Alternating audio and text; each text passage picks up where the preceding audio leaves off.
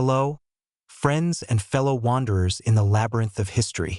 If you've come to this channel looking for dry dates and boring facts, you've come to the wrong place. Here, we dissect the archives of world history like detectives, searching for human dramas, mad passions, and fateful decisions that changed the course of events. Today, our focus is on a colossal, contradictory, and quite literally monstrous personality. An enigma of a man whose personal tragedy and vice directly impacted the fates of millions. This isn't just a story about a high-ranking Nazi. This is a tale of a hero's fall, of the power of drugs over the mind, of how one man's personal madness can become a national catastrophe. Don't click away, because the most shocking parts are yet to come. And make sure you stay until the very end. I'll share some thoughts in the finale that are truly unsettling.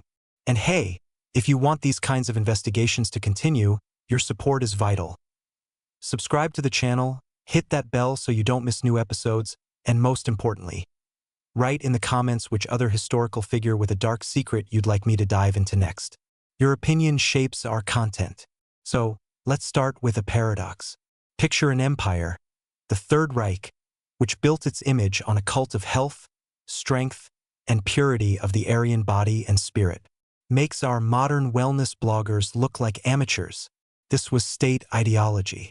Smoking was frowned upon, alcohol in moderation, physical culture mandatory. And at the very top of this pyramid of purity and strength sits a man injecting himself with horse-sized doses of morphine daily, later to be replaced by its synthetic hellspawn. Not just any man, but the official number 2 after Hitler, the appointed successor. His name was Hermann Wilhelm Göring.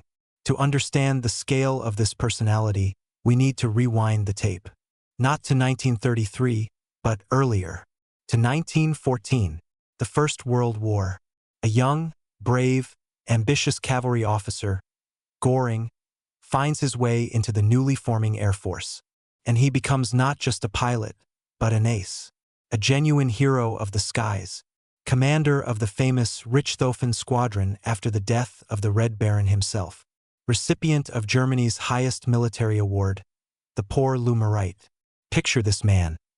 Slender, with a piercing gaze, basking in glory, living on the edge of life and death in the air. He was the archetype of a warrior, a national hero, an idol. This was the image he carried with him like a relic for the rest of his life. And it was this image that would later contrast so monstrously with reality. And now a sharp turn. November 1923. Munich. The so-called Beer Hall Putsch. Hitler and his followers' first, clumsy attempt to seize power. Streets, gunfire, chaos. And here, fate deals Göring 2 blows that would define the rest of his life. One physical and, as it would turn out, one moral. In the shootout with police, he takes 2 bullets. One in the thigh, the second one in the groin. Yes, you heard that right. I won't go into physiological details, but suffice to say that such a wound in those years, with a high risk of infection, was a catastrophe for a man, especially one as vain and proud as Göring. And here is the first bitter historical paradox. The wounded, bleeding Nazi is picked up and saved. By whom? A Jewish family. A woman named Elsa Ballin, a nurse, gives him first aid, undoubtedly saving his life. This fact, like a black irony, would hang over Göring for the rest of his life. The man who would later become one of the architects of the Nuremberg race laws and the final solution owed his life to a Jewish woman. Let's remember this moment. We'll come back to it. The wound was treated with morphine, and not just as a painkiller for a couple of days. Morphine became his crutch. The physical pain from the wound subsided, but psychological pain set in: depression, hormonal imbalance, a consequence of that very wound, leading to rapid weight gain. And morphine became the escape hatch from reality, from the fact that his body, once the body of an ace pilot, was transforming into something unrecognizable. The addiction consumed him. There were attempts to go to a clinic to kick the habit, and they even had a temporary effect. But the stress of political struggle, the Nazis' rise to power, the responsibility, it all dragged him back into the embrace of her morphine, as he himself called it with bitter irony. And then he is in power. The Third Reich takes control. Hitler, his old comrade from the putsch, entrusts him with the incredible, in defiance of the Treaty of Versailles, which was strangling Germany, to rebuild the air force from scratch, to create the Luftwaffe out of nothing. And you know what? Göring, the organizer, succeeds brilliantly. In just 2 or 3 years, one of the world's strongest air armadas rises from nothing. This was his star hour, the peak of his career. He is the hero pilot, the builder of Germany's new military might, the Führer's favorite. He gets away with eccentric antics. Absurd, self-aggrandizing uniforms reminiscent of an opera costume, tons of makeup on his face, his proclaimed, and most likely fictional, noble ancestry. He was playing a role, living in a fantasy world of a medieval Reichsmarshal. And the people behind his back were already whispering, "Fat Hermann, the Iron Goose," a nod to his aviation past, the flying elephant. But while the drug was under control relatively, while there were resources and successes, this grotesque mask held. Then came the war, the Second World War. And here the darkest chapter begins. Raw materials for morphine became scarce. And what does an empire do when faced with scarcity? It looks for a replacement, a substitute. And on Göring's initiative or with his approval, historians debate this. But his influence is undeniable. German chemists from the IG Farben conglomerate synthesized a new drug in 1942, palamidone. Today we know it as methadone. Friends, here we need a crucial historical and medical note. Methadone, created in Nazi laboratories, is not just a replacement. It's a monster.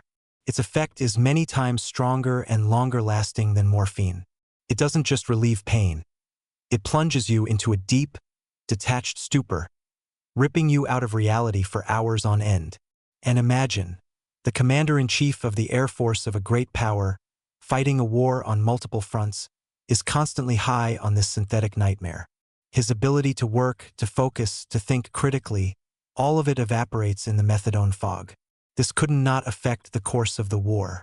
Procrastination, inadequate decisions, complete immersion in his fantasies of luxury and art while German cities burned under Allied bombs. Now, blaming Göring's drug addiction alone for the defeat of the Luftwaffe is an oversimplification. There were strategic errors, technical inferiority, and the industrial might of the USA. But his personal inability to manage effectively at key moments acted as a catalyst for disaster. The brightest and most terrible example, Stalingrad 1942–43, the encircled 6th Army of Paulus. Hitler asks his Reichsmarshal in a panic, "Can the army be supplied by air?" Göring, instead of soberly, in the literal sense, assessing the logistics, the distances, the strength of Soviet air defenses, and the weather, grandly gives his word of honor. "Mein Führer, the Luftwaffe will manage it." This was either a drug-induced euphoria or a desperate desire to please at any cost, or both. The result, the air bridge failed, the army was doomed to death and capture. Tens of thousands of lives on his conscience.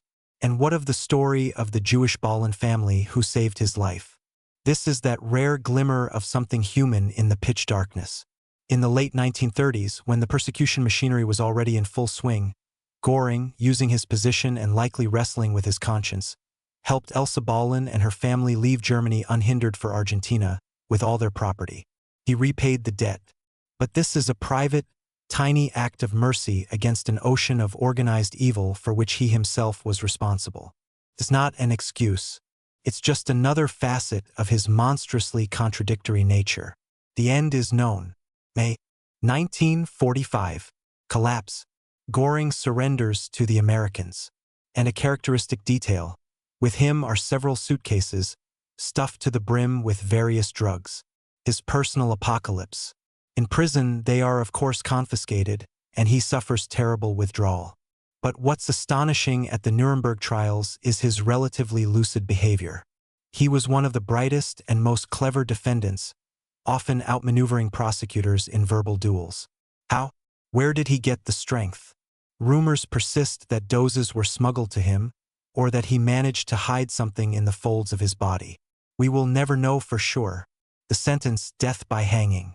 But Göring, always fond of theatrical gestures, outmaneuvered the executioners. 2 hours before his execution, He bit into a cyanide capsule he had managed to smuggle in or acquire. He even turned his own death into an act of control, a final act of defiance. So who was he, Hermann Göring? A First World War hero turned caricature? A brilliant organizer destroyed by his own weakness? A drug addict at the helm of an empire? A historical case study in how one man's personal demon can amplify the suffering of millions? I think he was all of these at once. His story is a warning about what happens when absolute power meets absolute personal weakness. When a man responsible for the fate of a nation flees reality into a chemical dream. It's a story about how a heroic myth can hide a monstrous truth. And now, my personal opinion, which I promised at the start. Looking at this history, I can't shake a strange parallel. The Third Reich, with its cult of strength and purity, was itself mortally ill. The sickness started at the very top. And this sickness wasn't a metaphor. It was a very real physical and psychological addiction, eating away at the brains of those making decisions. An empire that raved about sobriety and health was run by men in a narcotic haze. Is that not the most terrible indictment of that system? Friends, history isn't just a collection of facts.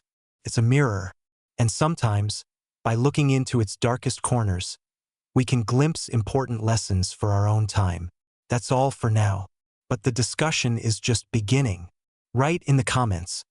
What other dark secrets of historical figures are you interested in dissecting? Do you believe the personal vices of leaders can radically influence the course of history?